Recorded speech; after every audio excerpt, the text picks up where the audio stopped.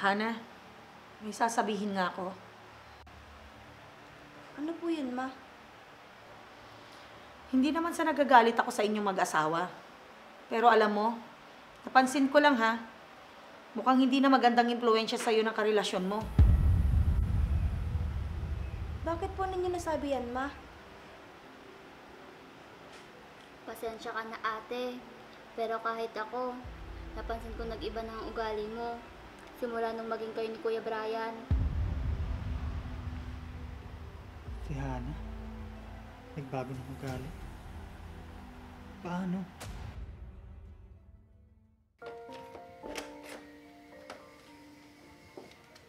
Lab.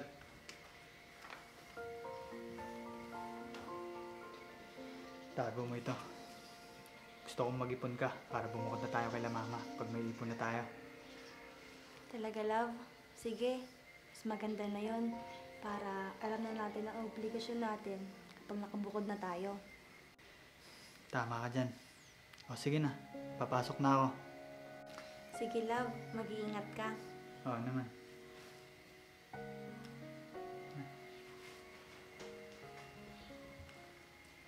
Ate, pwede mo bang dagdagan yung baon ko? Kahit magkano lang? Abi, di ba binigyan ka naman ni Mama? May binayaran kasi kami kahapon sa school. Ayoko naman na humingi kay Mama.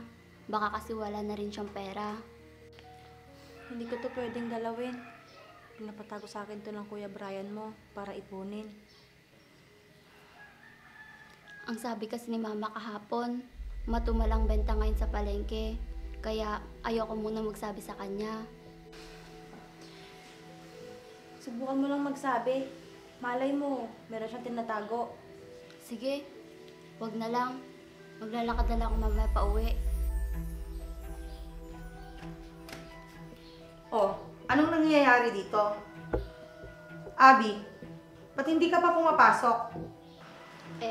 Ma, kasi Kulang kasi yung pera niyang papasok, Ma. Nangihingi sa akin. Hindi ko naman pwedeng galawin tong perang pinatago sa akin ni Brian. Abby, di ba binigyan na kita ng pang isang linggong baon mo? Ba't ka humihingi sa ate mo? Ma, may binayaran kasi kami kahapon. Kaya naibayad ko yung baon ko sana ngayon. Naku, paano ba yan? Pambayad ko na lang sa kuryente itong naitabi ko dito. Sige, babawasan ko na lang. O ito, kesa sa hindi ka naman makapasok. Salamat po, Ma. Mula nung nagsama kayo ni Kuya Brian, naging madamot ka na. Hindi ka naman ganyan dati. Halos nagkukusa kang magbigay noon. Pero ngayon, Sabi ko sa'yo, may pera si Mama, di ba? pambayad nga sana natin ng kuryente to. Paano pag naputulan tayo? Sige na, Abby, pumasok ka na. Mangungutang na lang ako ng 5-6 sa palengke para makabayad ng kuryente. Sabi ko sa'yo eh.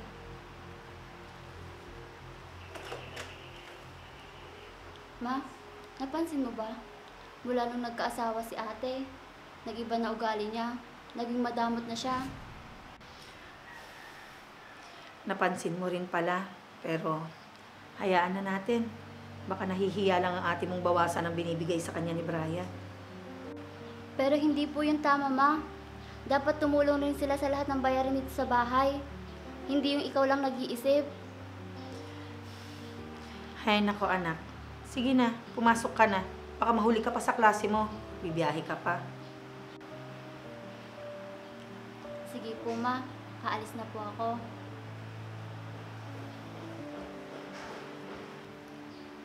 Nagtataka rin ako kung bakit biglang nagbago si Hana. Mukhang hindi yata magandang impluensya ng karelasyon niya.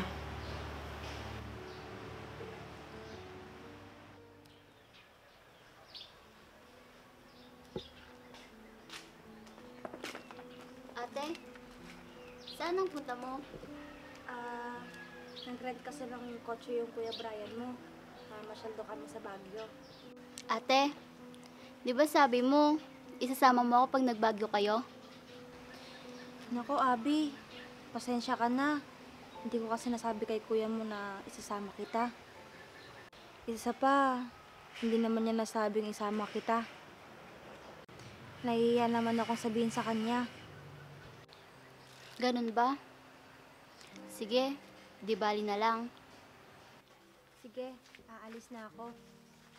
O Hana, ba't bihis na bihis ka? Saan ang punta mo? Ma, nag-rent kasi si Brian ng kotse. Nag-aayang mamasyal sa Baguio. Oh, ano pang ginagawa mo dyan, Abby? Magbihis ka na!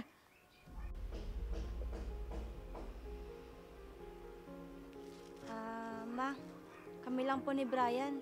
Hindi po kayo sasama.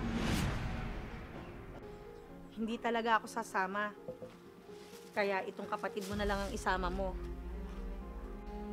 Ma, hindi po pwede. Kami lang dalawa po ni Brian. Ano? Di ba matagal nyo nang gustong magbagyong magkapatid?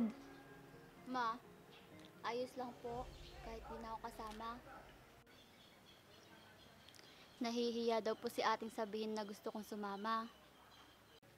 Isa pa, hindi raw po nagsabi si Kuya Brian na ayain tayo. Hana, bakit? Sandali lang po. Hello, love. Sandali lang. Papunta na ako.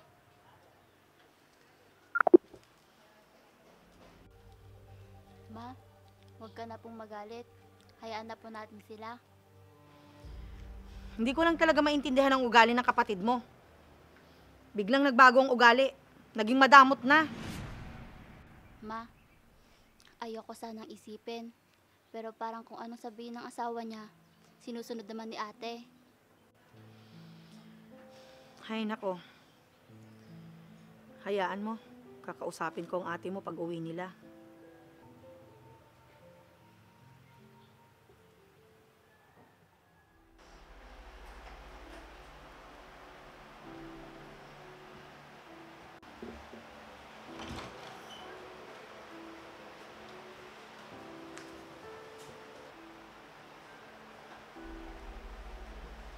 O ate, nandiyan na pala kayong kuya.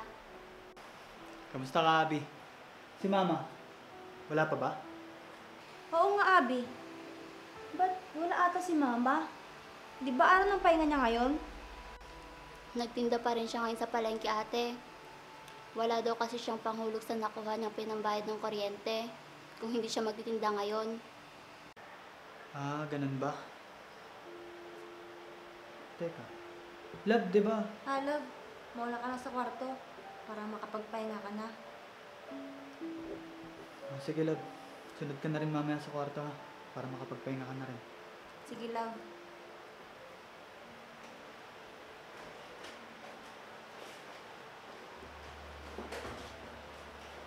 Oh, dumating na pala kayo. Opo, ma. Kakadating lang po namin. Asan ang asawa mo?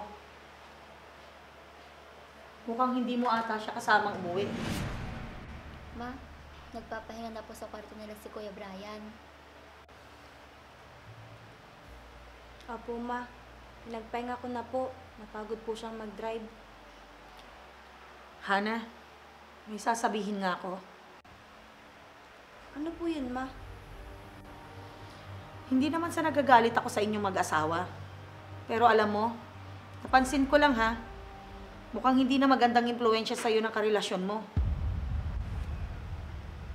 Bakit po ninyo nasabi yan, ma? Pasensya ka na ate, pero kahit ako, napansin ko nag-iba na ang ugali mo. Simula nung maging kayo ni Kuya Brian. Si Hana? Nagbago ng ugali? Paano? Hindi ka na katulad ng dati na tumutulong dito sa bahay. Parang naging madamot ka na ate. Alam mo anak, hindi ko kayo inuobligang magbigay o tumulong dito sa bahay. Ang akin lang, kahit sa maliit na bagay man lang, makatulong kayo sa akin. Ha? Bakit? Hindi ba nagbibigay si Hana sa mga binibigay kong pera sa kanya? Iniisip tuloy namin na baka sinasabihan ka ni Kuya Brian na wag magbigay, kaya nagiging madamot ka na sa amin. Tulad na lang ng pagpunta nyo sa Baguio. 'Di ba? Nangako ka sa kapatid mong isasama mo siya. Oh, anong nangyari? Hindi mo siya sinama dahil sinabi mong nahihiya kang magsabi kay Brian dahil wala naman siyang sinasabing ayain mo kami. Kailangan ba lahat ng desisyon mo, Hana, ay dumaan kay Brian? Ganyan ba ang sinabi niya sa'yo? Hindi naman po, Ma. Nahiya lang kasi ako. Baka isipin niyang inuobliga ko siya o winawaldas yung perang pinapahawak niya sa akin. Kahit kailan, Hana, hindi ko kayo inobliga dito sa bahay mula nung nagsama kayo. Kinakaya ko lahat. Pero ni minsan ba, inisip din ninyong nararamdaman ko? Hindi, di ba? Nauubusan at napapagod din ako. Pero wala kayong naririnig na reklamo. Dahil marunong din akong mahiya sa inyo. Sana maisip nyo rin yun. Ma, tama na po. Tara na po sa kusina. Ako na po ang magluluto para magpahinga na lang kayo.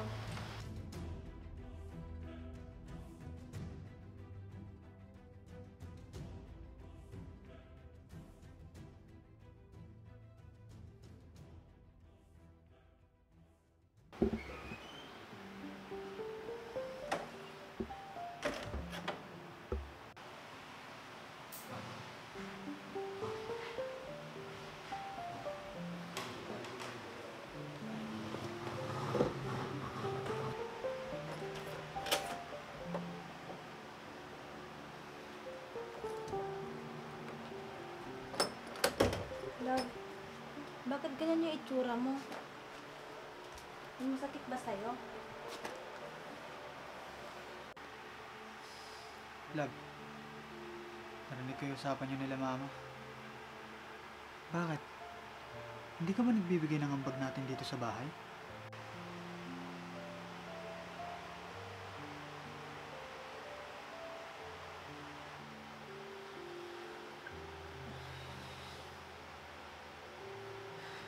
Bakit? May inaabot naman ako sa'yo, di ba? Kaya inaabot ko sa'yo yung pera para ikaw na ang bahala kung saan mo dadalhin. Ang importante, makapagtabi at makapag-ipon ka lang kahit paunti-unti. Iniisip tuloy nila na tinuturuan kita maging madamot. Nakakahiya tuloy kila mama. Love, pasensya ka na. Natakot lang akong galawin yung inaabot mo sa akin. Baka kasi magalit ka sa akin kapag ginastos ko. Eh para saan sa akala mo yung inaabot ko sa'yo? Tinatago mo lang? Ang sabi mo kasi, itago at ipunin ko. Kaya yun ang sinusunod ko.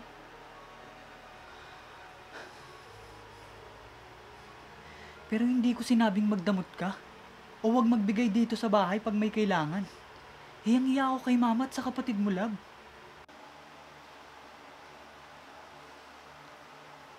Love, pasensya na. Hayaan mo. Kakausapin ko na lang si Mama at si Abby.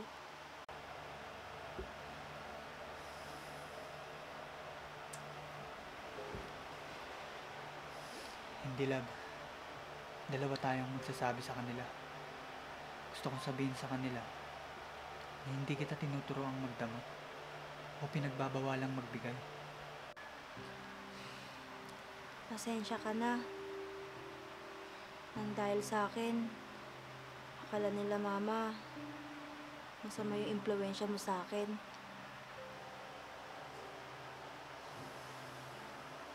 Halika na. Kausapin na natin sila, mama.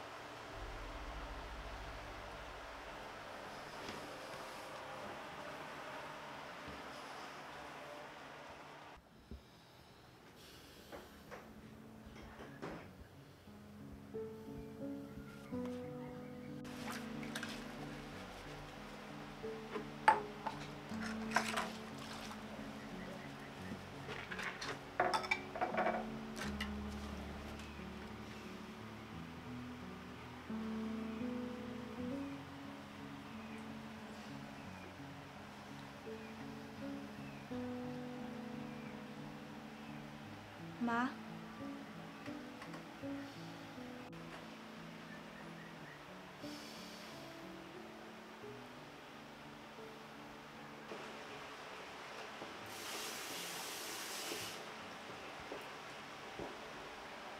Ate, masakit ang ulo ni Mama sa dami niyang iniisip. Ma, gusto ko sana humingi ng pasensya sa inyo dahil hindi ako nagbibigay ng ambag dito sa bahay. Pasensya na po kayo, ma. Narinig ko po kasi yung usapan nyo kanina.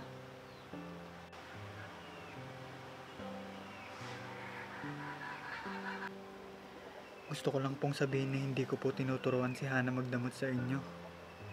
Ang tingin po tuloy ninyo sa akin ay masamang impluensya sa kanya. Ang totoo po niyan, gustong gusto ko po kayo tulungan sa mga gastusin dito sa bahay. Totoo po yung sinasabi ni Brian, Ma. Ako ang may mali. Ang buong akala ko po kasi, magagalit siya pag ginalaw ko yung perang inaabot niya sa akin. Yun pala, binibigay niya sa akin para makapagbigay din ako ng ambag sa inyo dito sa bahay o kahit ano man lang kailangan dito.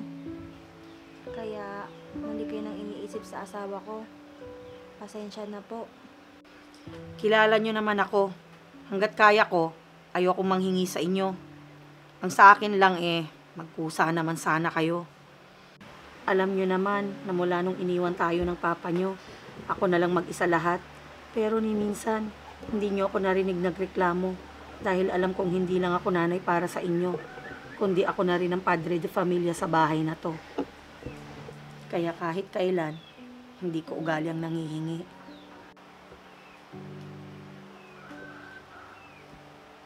Pasensya na talaga kayo, Ma. Hayaan niyo, ma. Mula ngayon, tutulungan ko na po kayo. Hindi ko man magampanan ang pagiging isang tunay na padre de pamilya sa inyo. Gagawin ko naman ang lahat para hindi na kayo mahirapan ulit. At ikaw naman, Abby. Si ate mo na ang magbibigay ng allowance mo sa pagpasok. Talaga, Kuya? Maraming salamat po.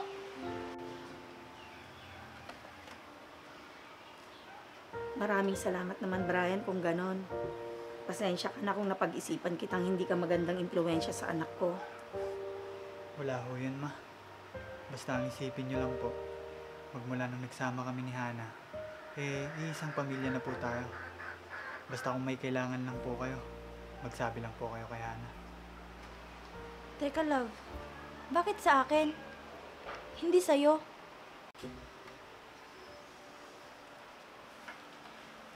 Di ba, sa'yo ko naman binibigay ang sweldo ko? Oo nga pala. Ma, ngayon alam niyo na. Kaya huwag kayong mahihiyang magsabi kapag may kailangan kayo. Maraming salamat sa inyo. Pasensya ka na uli, Brian, dahil napag-isipan pa kita ng hindi maganda. Wala po yun. Si Hana po kasi, madamot. Bakit ako? Ikaw naman talaga di ba? Bakit ako?